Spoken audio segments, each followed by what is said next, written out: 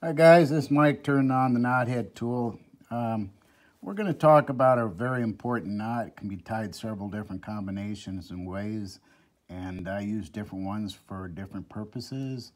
And all we're doing is adding more lines, such for braid or for a heavier lure or different items. I'm going to show you today the simplest one of the bunch, which I usually use on my finesse baits such as TRDs and this jig head you see tied here.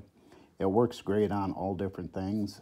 The different varieties of knots can be tied however you want it. You'll see in a couple videos we do later.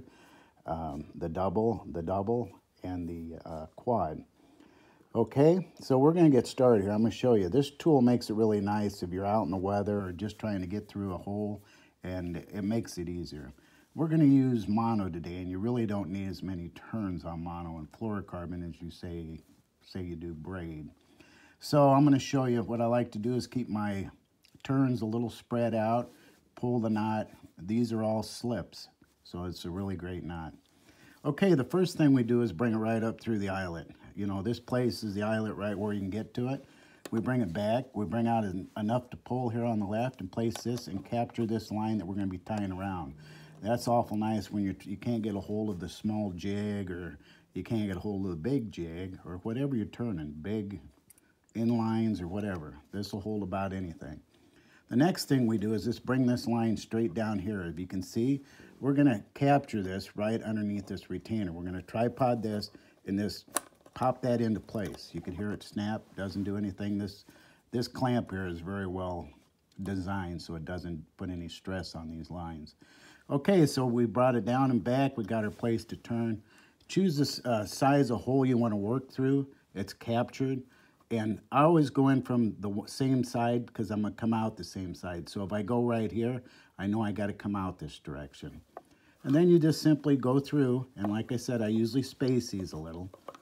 And for mono this size, this is 14-pound test, I'll put about 4 or 5 turns on. Okay?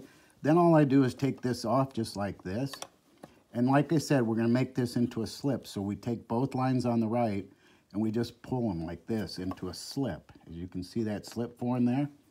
And then I've moistened it already, but I'm going to moisten it again.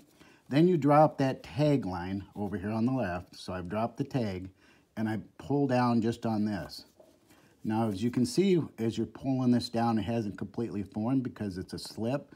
So when it gets down here, I capture it right towards the end of it, draw it into my fingers, and that will draw it down into a really fine turn. Okay? Then all you have to do is just take this, clip it off where you want, and you got one of the strongest knots out there. That is the single uni knot. Tie it on the Knothead tool. Pick up one of these tools, give it a go. It really helps you out in the elements out in the field. It's a great place to turn a variety of knots. Thanks for viewing. Hope to see you again, and good fishing.